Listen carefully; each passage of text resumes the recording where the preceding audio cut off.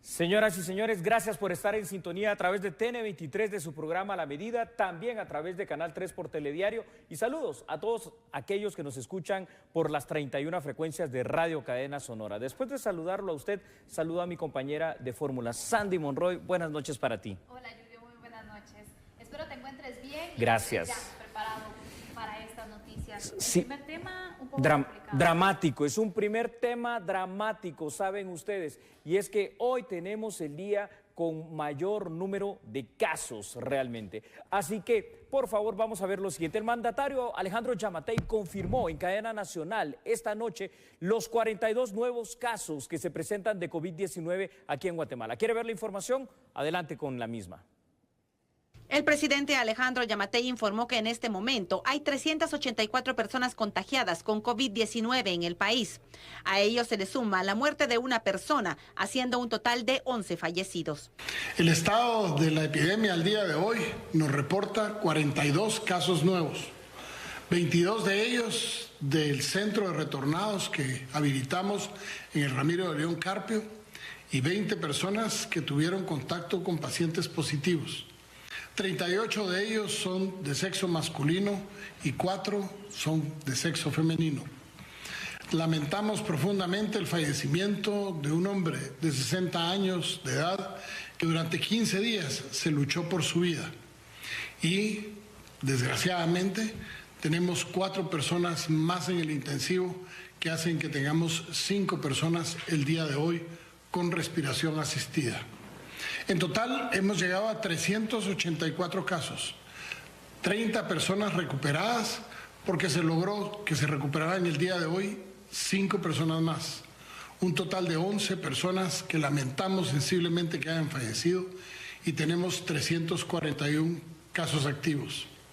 Se realizaron 438 pruebas y 25 más se están corriendo en este momento para un total de 463 en los 4 laboratorios que ya indicamos el día de ayer y que esperaríamos que el 5.º laboratorio, el de Quetzaltenango, se incorpore ya el día de mañana en la realización de pruebas. Además, afirmó que este jueves se contabilizan 100 días efectivos de gobierno, destacando la seguridad y la reducción de índices de violencia. Asimismo, dio a conocer que se han entregado 2 hospitales para atender la emergencia. En estos 51 días de calamidad pública, hemos entregado 2 hospitales, el del Parque de la Industria y el de Quetzaltenango, con la colaboración de mucha gente, no solo la iniciativa privada que nos donó los equipos, sino también cientos de voluntarios que fueron a ayudar a pintar, a poner tabla yeso, a colocar cielo falso y a hacer toda la infraestructura lo más rápido posible.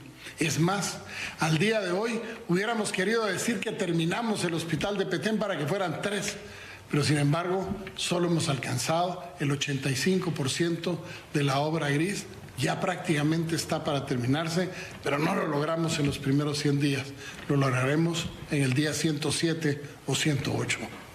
Pero sin embargo, logramos hacer 3. El hospital de Zacapa, que lleva ya por arriba del 70% construido, para que podamos tenerlo ya listo en los próximos 15 días. Y el de Escuintla, que ya arrancó y que esperaríamos que en 2 o 3 semanas lo hayamos terminado de equipar, de construir y ponerlo a la disposición. Pero en estos 100 días hemos logrado cosas interesantes.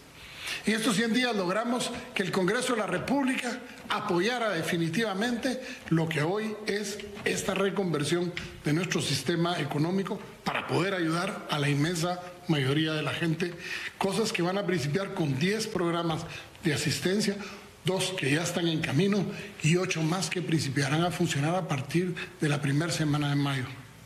Hemos logrado que el Congreso de la República trabaje de la mano con el gobierno en su inmensa mayoría para que logremos darle resultados a la población.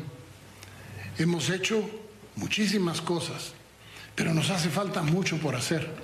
El día de ayer tomamos la decisión de construir 4 hospitales nuevos, no temporales, hospitales nuevos, que por la forma que queremos construirla, quisiéramos poder decir que a finales de este año, enero del año entrante, tengamos el hospital de Retaluleu, el hospital de Escuintla, el Hospital de San Benito Petén y el Hospital de Jutiapa totalmente nuevos, totalmente construidos, no remodelados, nuevos hospitales. Quisiéramos poder, antes de que finalice este año, lograr algo que el gobierno de China-Taiwán nos ha prometido, que es tener 15 millones de dólares para que construyamos el hospital de materno-infantil del Hospital Roosevelt, que sería el hospital materno-infantil más moderno de toda Centroamérica. También dio a conocer que ya se cuenta con un seguro médico escolar a niños de primaria y preprimaria que atenderá inmediatamente a los menores del sector público. Hoy quiero anunciarles que ya tenemos el seguro médico escolar para niños de preprimaria y primaria. Ya lo arrancamos y les dará cobertura aún ahorita que no están yendo a la escuela, para que en caso de que salgan afectados tengan la posibilidad de ser atendidos. Hemos hecho muchas cosas, pero lo más importante es que hemos logrado recuperar la confianza en las instituciones públicas, porque ustedes nos dieron esa confianza en las urnas y se la hemos devuelto con acciones concretas que van desde el replanteamiento de una comisión que venía existiendo desde hace muchos años y que no funcionaba correctamente, que era la del Centro de Gobierno, en primera instancia, o la puesta en vigencia de esa comisión contra la corrupción, la Comisión Presidencial contra la Corrupción, que ya está dando los primeros resultados. El presidente anuncia entonces estos 42 casos nuevos del COVID-19. Le proyectamos la siguiente información para seguir ahondando entonces esos datos relevantes que se dieron a conocer hoy en el mensaje presidencial. Este sin duda es el aumento más grande de los casos en un solo día desde que llegó la enfermedad a Guatemala. El número de casos alcanzó ya los 384 en total.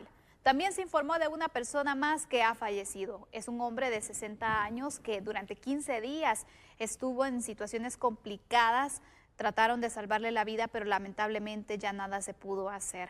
Se eleva la cifra entonces de muertes a 11. En total, 30 personas se han recuperado totalmente del coronavirus COVID-19. Esto también marca una esperanza, Julio, en cuanto a la recuperación, en cuanto también a cómo se ha desarrollado este virus. Es correcto, Sandy, pero hoy definitivamente con estas cifras que dio a conocer el presidente Alejandro Yamatei, es clara una situación. La curva ahora es ascendente y por eso entendemos cuando decía Yamatei hace 2 semanas, lo peor está por venir. Así que por favor, ese es el momento en el cual usted allá en casa no debe de confiarse de que el COVID-19 no puede llegar a cualquiera. Hemos visto cómo pasamos de 7 casos, de 4 casos, a 12 casos, a 21 casos, 22, 32 y ahora estamos en 42 casos. Es una cosa dramática. La proyección, si sigue de esta manera, es que al menos en la siguiente semana, que es la última del presente mes de abril, se podría llegar inclusive entre 500 a 600 casos de continuar en esta proyección aritmético-matemática. Entonces, es una de las partes definitivamente más fuertes que estamos viendo en esta primera ola de COVID-19 aquí en Guatemala. Definitivamente, Julio, es una información relevante. Hoy, recalco, los casos se han disparado.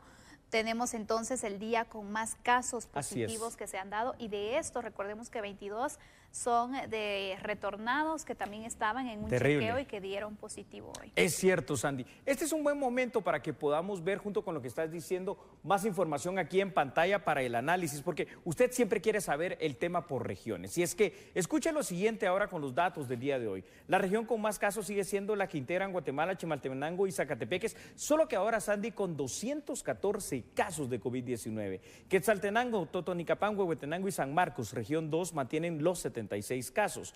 Región 3, integrada por Izabal, Zacapa, Chiquimula, Jalapa y El Progreso, reporta 42 casos. Mientras que Jutiapa, Santa Rosa, Escuintla, Suchitepeques y Retaluleu, que es la región 4, registran al día de hoy 27 casos. Y finalmente, la región número 5, siempre la más sana de todas las regiones hasta el momento, Alta Verapaz, Baja Verapaz, Petén, Quiché y Sololá, cuenta con 25 casos confirmados. ¿Cómo ves este número, Sandy? Alto. Por supuesto, muy alto, Julio, pero hay que tomar en cuenta algo, no es por asustar ni nada. No, pero es la recordemos, realidad. exactamente, recordemos que hay una gran cantidad de guatemaltecos también que se encuentran en esta cuarentena domiciliar, que están aislados y que obviamente están constantemente siendo chequeados por parte del Ministerio de Salud. La toma de temperatura, los síntomas también, algunos han sido asintomáticos. Hay que tomarlo en consideración y que obviamente tienen que pasar por las pruebas correspondientes para determinar si son positivos o no, que eso va a ser muy importante y por eso también los números se podrían incrementar en los próximos días. Y se pueden incrementar con algo que yo quiero retomar, si tú me lo permites, lo hablábamos fuera de cámara. El tema de los deportados. Cuando vuelvan a regresar y activarse esos vuelos de deportados que vienen provenientes de Estados Unidos, y si no logramos frenar los autobuses que día con día pasan por territorio guatemalteco con hondureños, con salvadoreños y con repatriados nuestros que vienen de México, yo creo que la situación puede llegarse a incrementar todavía. Así que ahí lo tenemos. Definitivamente el día más aciago, el día más duro en cuanto al COVID-19 con estos 42 nuevos casos. Increíble, pero hay que mantener siempre la esperanza y recordemos que también las medidas hay que acatarlas. Las medidas de higiene, de limpieza, de distanciamiento también es muy importante. Sí. Y no salir si no es necesario, ¿verdad? Por supuesto, definitivamente priorizar esas salidas. Así que vamos a concluir con este tema, vamos a hacer una pausa, pero cuando regresemos hablaremos acerca de un sector que también es vulnerable. Hablemos de los centros carcelarios. Totalmente, Sandy. A ver, ¿cómo lograr un distanciamiento social en las cárceles? Antes de que nos vayamos, solo un dato. Si ahí deberían de haber 7,000, pero hay 25,000, ¿los podré separar? No lo sé, pero al regreso lo analizamos. Vamos a la pausa, regresamos enseguida. Por favor, no cambie. Usted sabe que nosotros somos a la medida. Las vacunas contra la neumonía protegen. Agradecemos por continuar en sintonía. Hablemos de los centros carcelarios, porque estos lugares se podrían convertir en un foco de contaminación, de contagio del COVID-19. Por eso es que el sector justicia se ha reunido para buscar algún tipo de medida, alguna solución para poder prevenir esta situación. Aquí le presentamos esta información. La aplicación del control telemático, entre otras medidas sustitutivas, son analizadas en una mesa técnica instalada en el Congreso de la República, en busca de mecanismos legales que ayuden a reducir el número de personas en los centros carcelarios ante la pandemia del COVID-19. A la reunión asistió el segundo viceministro de Gobernación, Elisandro López, quien comentó sobre algunas modificaciones a iniciativas de ley en busca de reducir la prisión preventiva. Actualmente existe una iniciativa en el Congreso donde ya pasó primer debate y los señores diputados pues el próximo martes nosotros vamos a traer nuestras propuestas para ver si se actualiza, porque cuando fue planteado esa iniciativa no se tenía este problema de la calamidad que tenemos actualmente. Entonces el martes pues vamos a traer nuestras propuestas para ver que avance esa iniciativa que existe actualmente en el Congreso. La implementación del control telemático podría ser otra de las propuestas. Sin embargo, desde su aprobación aún no se cuenta con un reglamento necesario para la licitación de brazaletes. Actualmente falta el reglamento y depende de unas propuestas que van a salir del organismo judicial para poder iniciar ese proceso. Ya teniendo ese reglamento, ya se le puede dar viabilidad a ese proyecto. Por su parte, el Instituto de la Defensa Pública Penal planteó la posibilidad de encontrar mecanismos legales para resguardar a reos, ya que la sobrepoblación del sistema penitenciario podría convertirse en un peligro principalmente para los privados de libertad con enfermedades crónicas y degenerativas. De acuerdo a las ideas sanitarias que se tienen al respecto, sí son vulnerables porque recuerden que ellos viven en una situación de hacinamiento, ¿verdad? Entonces no se puede guardar la distancia social como corresponde. A tal grado que si se haya contagiado uno, esto sería rapidísimo el contagio de los demás privados de libertad. Es plantear la posibilidad de encontrar un mecanismo que pueda privilegiar la libertad de las personas que aplican al caso. En particular, podría decirse, hablar de una medida temporal, ¿verdad?, en tanto dure la pandemia, que obviamente que no es genérica, no es para sacar a todos los privados de libertad, porque entendemos también que hay bienes jurídicos que hay que proteger, es donde también prevalece el derecho de las víctimas. El problema definitivamente se constituye en algo muy grave. ¿Sabe por qué? Hagamos el análisis con datos. En Guatemala existen 20 cárceles que están a cargo del sistema penitenciario y al día de hoy ya prácticamente son 26,000 los privados de libertad que habitan en este espacio que estaba diseñada únicamente para 7,000 reos. El hacinamiento, que es de más del 350% en estas condiciones, Sandy, y la alta corrupción enquistada en el sistema penitenciario son dos de los principales problemas de esta institución. Ahora, hablemos del tema de seguridad en cuanto a lo del COVID-19. No existe para nada un hospital exclusivo a cargo del sistema penitenciario a efecto de poder tratar las enfermedades comunes o especializadas de los privados de libertad. Y en caso de que el COVID-19 se haga presente en algunas de las cárceles, y ya lo hizo, por cierto, esto hay que decirlo, o en varias, no hay forma posible de mantener un distanciamiento social. Solo como una anécdota, una oficial y hasta donde sé una jueza de un juzgado fueron enviadas precisamente a cuarentena porque resulta que el privado de libertad que le llevaron, que había estado en carceleta con aproximadamente entre 20 y 40 personas, dio positivo a la prueba del COVID-19.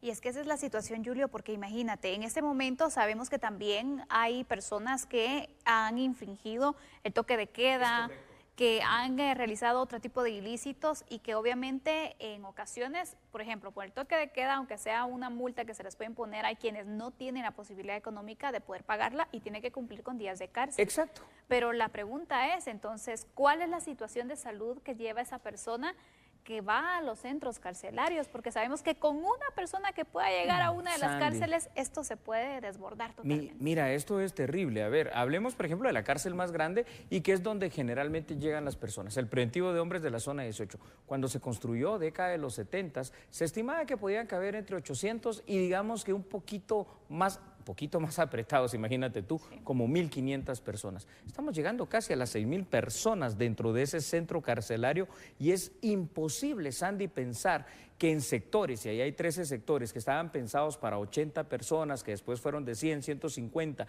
y ahora ya van camino de los 450 a los 500 personas en cada uno de los sectores, se puede mantener un distanciamiento social si literalmente duermen, y perdón lo coloquial que voy a hacer, como si fueran sardinas en lata, unos pegados a otros. Qué peligroso, ¿no?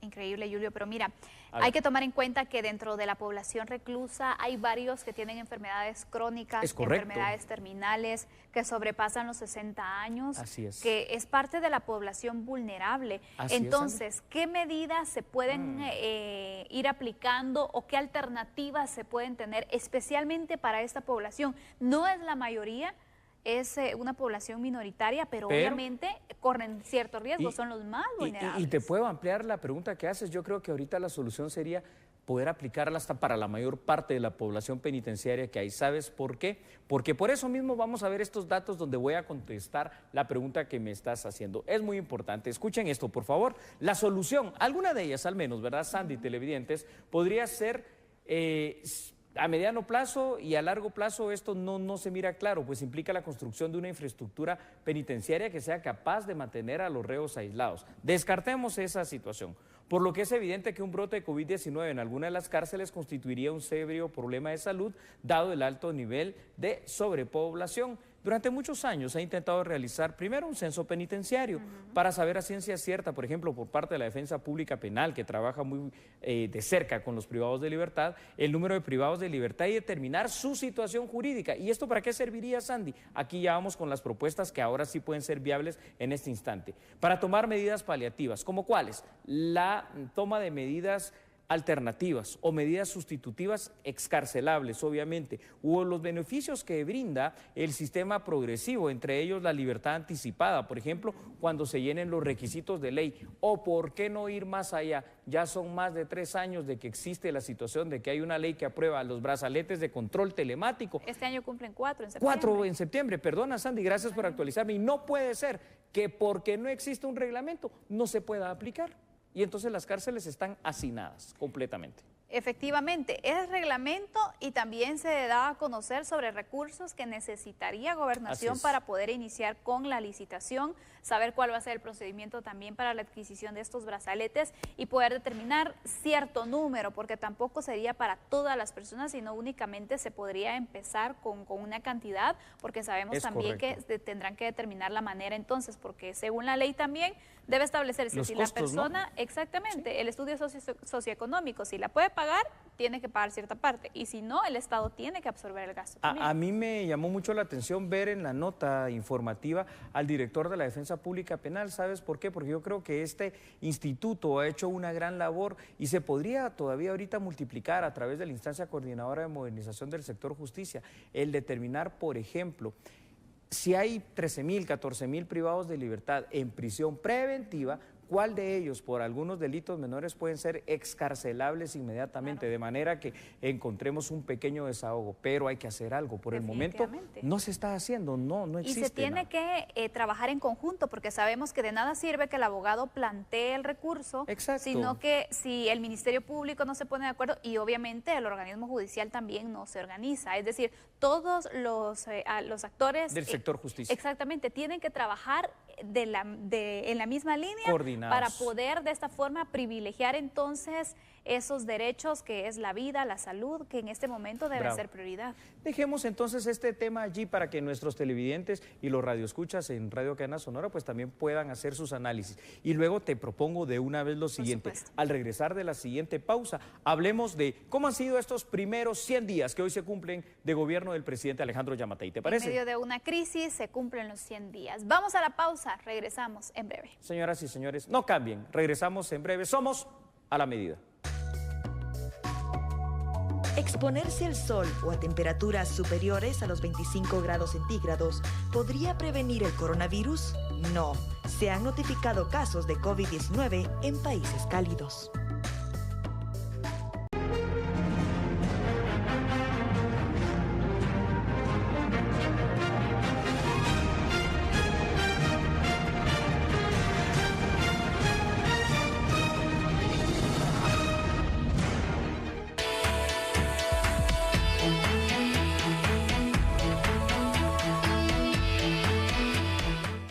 Bueno, hoy se cumplen los 100 días de gobierno del presidente de la República, Alejandro Yamatei. Vamos a darle a conocer algunos datos que han sucedido en estos 100 días, evaluando precisamente el trabajo que ha realizado el mandatario junto al vicepresidente Guillermo Castillo. Ambos asumieron el cargo, recordemos, el pasado 14 de enero. Durante los primeros 100 días de gobierno, el presidente Alejandro Yamatei presentó ante los diputados del Congreso de la República el plan de reactivación económica para contrarrestar la crisis generada por la pandemia del coronavirus en el país. Recordemos que la seguridad, economía, salud y educación han sido las principales prioridades para la administración del dignatario Yamatei. Estas están plasmadas incluso en el plan de innovación y desarrollo para los siguientes 4 años. Pero sin duda, Julio, estos 100 días muchos se han marcado también por enfrentar esta crisis del coronavirus y que obviamente vino a cambiar también la agenda y los planes que ya tenía el presidente. Indiscutiblemente, Sandy, y es que aquí tenemos que ser muy claros en este sentido. Estos primeros 100 días de gobierno de Alejandro Yamatei tienen un sello y llevan un sello que es cómo ha enfrentado lo del COVID-19, que es una crisis a nivel nacional y mundial. Veamos unos datos porque hay que profundizar en este tema. Esto es muy importante, Sandy. La forma en que ha logrado organizar al gobierno para combatirla también hay que destacarlo, porque ha hecho que por primera vez quizá el gobierno de Guatemala actúe de una manera preventiva. Aun cuando termine la crisis del COVID-19, cuando esto pase, que ahora no sabemos cuándo será, el mandato constitucional de Yamatei va a quedar marcado y condicionado por los efectos colaterales del coronavirus. De hecho, hoy dijo él en declaraciones públicas que el COVID-19 vino a cambiarnos la vida a todos. Y vaya si no lo ha hecho con él como mandatario, ¿verdad? Inicialmente, los esfuerzos del gobierno iban orientados, como tú bien dijiste, Sandy, a temas prioritarios en nuestro país. La seguridad, definitivamente, ese combate a la corrupción, esa reactivación económica y comercial. Pero cambió de una manera rápida y de una manera radical. Cuando debió tomar las medidas de orden preventivo, y algunas restrictivas a efecto de preparar al Estado y a la sociedad guatemalteca ante la pandemia. Y ahora ahí está Yamatei, hoy cumpliendo sus primeros 100 días, liderando a un país como el nuestro ante una situación de crisis sanitaria que tiene al mundo literalmente de rodillas por lo terrible que es el COVID-19. Sabemos que obviamente en el sistema de salud habían ciertos planes que se querían cumplir también en estos primeros días, sí, pero obviamente se han tenido que ir modificando porque hay que atender una situación, una crisis tan fuerte como esta del coronavirus y que al final creo que viene a demostrar que cómo actúa la administración pública en tiempos de crisis también, porque sabemos que situaciones como estas no se pueden prever, pero que obviamente se tienen que accionar inmediatamente. ¿Y cómo has visto tú entonces ante esta situación el plan de respuesta que se ha tenido? Primero, Sandy, he de decirte que he visto a un presidente fuerte, un presidente con carácter, un presidente que ha logrado organizar a su gabinete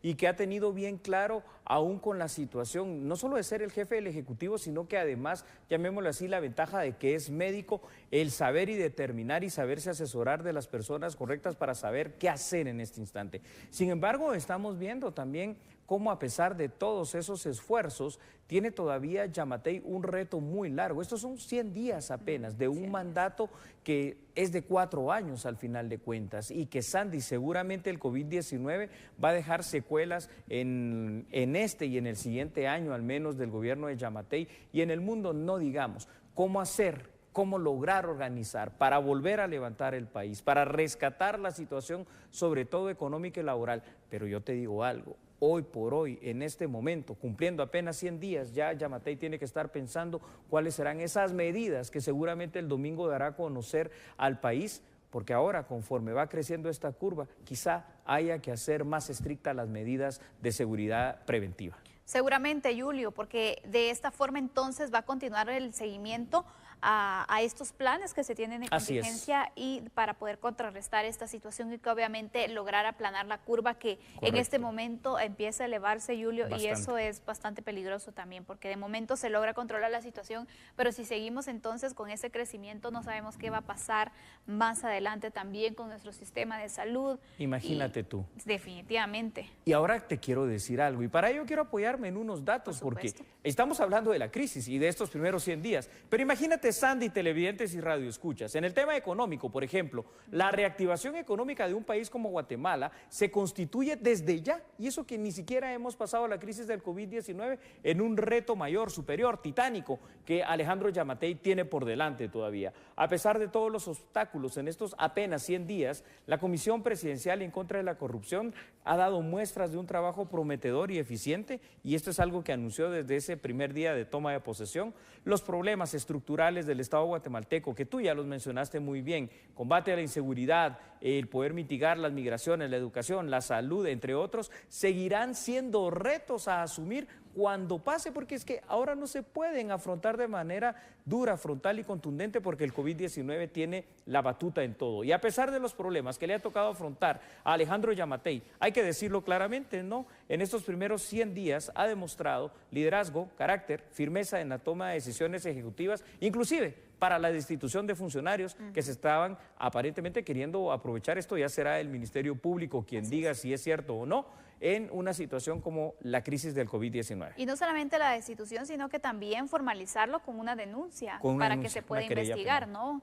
Así que, Julio, mira, antes de esta situación del COVID-19, en el tema de seguridad, que fue algo que se inició con varios planes, ¿te recuerdas? Sí, es correcto. También que se establecieron diversos operativos que eran masivos. Y estaban funcionando muy bien. Exactamente. Fue un plan con el cual arrancaron y que estaba teniendo buenos resultados. Pero después viene esta situación, nos enfocamos al tema también de la salud y que obviamente la seguridad pues no se ha descuidado porque hay ciertos operativos que se mantienen aún para poder evitar así que los índices de criminalidad se disparen y que los delincuentes se aprovechen también en estos momentos. Mira qué interesante lo que dices, porque yo recuerdo que el inicio apenas del gobierno de Yamatei fue aquellos estados de sitio para poder tomar el control en ciertos departamentos, bueno, y en ciertos municipios básicamente, pero pasamos de un estado de sitio a un estado de calamidad, porque resulta ser que un enemigo invisible, pequeño, microscópico, pero mortal, estaba ahí al acecho. Ahora bien, en el tema de seguridad, que era el que estábamos hablando y que tú ponías sobre la palestra de a la medida para el análisis, Eso todavía no ha terminado. ¿Te has dado cuenta cómo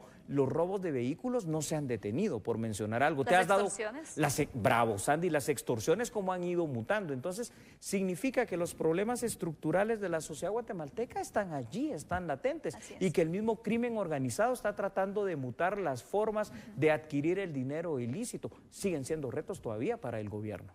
Definitivamente, y destacaba también el tema de la Comisión Presidencial contra la Corrupción, porque también ya se tuvieron resultados. Ayer hablábamos acerca de la presentación entonces de esta denuncia ya formalmente, ya el Ministerio Público debe investigar y que también se están dando seguimiento a otras sospechas de otros funcionarios para poder transparentar. Creo que eso es algo muy importante porque acordémonos que dentro de las políticas también del presidente se mostraba y se mencionaba el tema de la transparencia. Es correcto, Sandy. En conclusión, 100 días parecen pocos, pero 100 días estoy seguro que para el presidente Yamatei han sido los más largos de su vida, porque gobernar un país como Guatemala no es fácil. Pero en esas condiciones. Exactamente, gobernar Guatemala en medio de la crisis del COVID ha sido más difícil, pero creo que por el momento tiene el examen aprobado y ahora pues ojalá también la sociedad guatemalteca haga caso de las medidas que pueda tomar el presidente, que serán para protección de la vida de todos nosotros. Y que sabemos que el presidente no es que tenga una varita mágica donde ya pueda terminar con esta situación, con la que pueda hacer muchas cosas al final.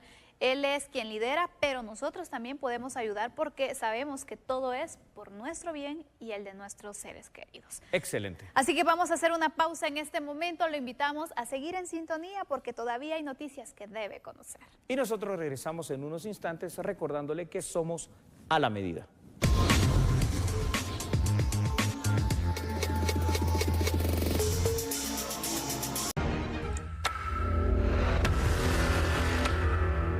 ¿Sabe usted que representantes de Naciones Unidas hicieron y dieron su análisis acerca del impacto de nuestro país, acerca de los temas económicos derivados de la crisis del COVID-19? ¿Quiere saber más información? Véala aquí en A la Medida. El impacto pues en el desempleo, porque claro, las personas no están trabajando, están un buen número, buen porcentaje, la mayoría diríamos de las personas en sus casas, entonces no están trabajando, no están percibiendo ingresos y esto obviamente pues afecta a su bienestar y esto por supuesto tendrá impacto sobre la situación de pobreza en el país. En el caso de Guatemala ya teníamos antes de esta crisis niveles de pobreza muy altos, 59% pobreza general, 23% pobreza extrema, es decir, afectando a más de 3 millones de personas con dificultades para cubrir su canasta básica. Sin embargo, al caer las remesas, esto va a tener un impacto también en el nivel de vida de estas personas, de estas familias que reciben remesas y por lo tanto pueden caer fácilmente en la pobreza, en situación de pobreza. La población del corredor seco también estaría en riesgo. Es importante mencionar las poblaciones que están en inseguridad alimentaria y también esto combinado con el impacto del cambio climático podríamos tener un aumento significativo en el número de personas en inseguridad alimentaria y nutricional. Aquí es importante mencionar también que esta crisis se combina con la época del hambre estacional, que normalmente ocurre entre los meses de mayo a septiembre de cada año. Y entonces esto, como dije, pues puede generar una situación crítica para muchas familias. Para reducir el impacto de la pandemia, el gobierno impulsa 10 programas de apoyo social, dentro de ellos el bono familiar, protección al empleo, programa del adulto mayor, entre otros.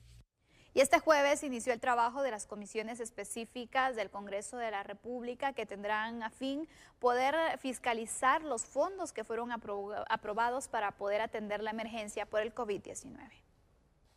Para verificar las demandas de la población en situación de vulnerabilidad ante el COVID-19, las 4 comisiones creadas para la fiscalización de los fondos aprobados para la atención de la emergencia se reunieron este jueves para establecer el cronograma de actividades que podrían iniciar este fin de semana con verificaciones de campo. Cada comisión ha estado realizando su trabajo de fiscalización de manera individual y cada una ha recibido demandas de la población, al igual que nosotros como integrantes de la Junta Directiva, como presidente, he recibido demandas de todo el país de que desean ese acompañamiento a la población. La mayor demanda es los insumos médicos hospitalarios, las mascarillas, cuestiones como estas, el tema de los retornados, de los migrantes, que ha preocupado mucho a los pobladores, sobre todo en los municipios en las áreas fronterizas. El presidente del Congreso, Alan Rodríguez, señaló que el objetivo de las comisiones específicas de fiscalización a través de las visitas de campo es para verificar desde el lugar donde se origina la denuncia y evitar obstaculizar el trabajo de las autoridades al frente de la atención del COVID-19. El día de hoy, las autoridades de la Superintendencia de Administración Tributaria dieron a conocer otro procedimiento alternativo para poder activar su agencia virtual de SAT y evitar las aglomeraciones en las distintas agencias diseminadas en el país. Veamos, por favor, esta información. Con el fin de que el contribuyente ya no salga de casa para poder obtener su agencia virtual. ¿En qué consiste esta modalidad? Recordarán de que el contribuyente ingresa al portal de SAT y hace su solicitud de activación de agencia virtual. Él la imprime y la firma. En este caso, la nueva modalidad, lo que tiene que realizar es mandar un correo a activacentral@sat.gov.gt, donde va a adjuntar escaneado la solicitud ya firmada y adjuntando del lado anverso y reverso del DPI. Esto, al momento de poderlo trasladar en ese correo, un operador de nosotros va a verificar y en el correo el contribuyente lo que nos tiene que hacer en el asunto es colocarnos un NIT y en el asunto su nombre y por qué medio quiere que nosotros lo podamos contactar, ya bien sea por WhatsApp o por medio de Facebook. ¿En cuánto tiempo podría ser contactado el contribuyente? Algo muy importante que tenemos que tomar en cuenta. Una vez entra la solicitud, vamos a poner, por ejemplo, el día de hoy, la primera solicitud es la primera que nosotros estamos verificando y estamos comunicándonos con el contribuyente. Eso nos va a llevar un promedio de 5 a 10 minutos de tiempo promedio, pero entre cada solicitud que va ingresando, por dar un ejemplo, en este momento ya entraron 20 solicitudes, la número 20 tiene que esperar el turno del proceso que nosotros estamos llevando para poder que ya nuestro técnico lo pueda contactar. En un día normal se recibían 400 a 500 solicitudes de activación de agencia virtual. Sin embargo, se ha elevado a 750. A la fecha, 1.780.000 contribuyentes tienen agencia virtual. Hemos llegado al final de este programa. Le queremos agradecer por su sintonía. Lo esperamos mañana. Feliz noche. Claro que sí, usted ya lo sabe. Nos vamos, pero regresamos mañana. Chao.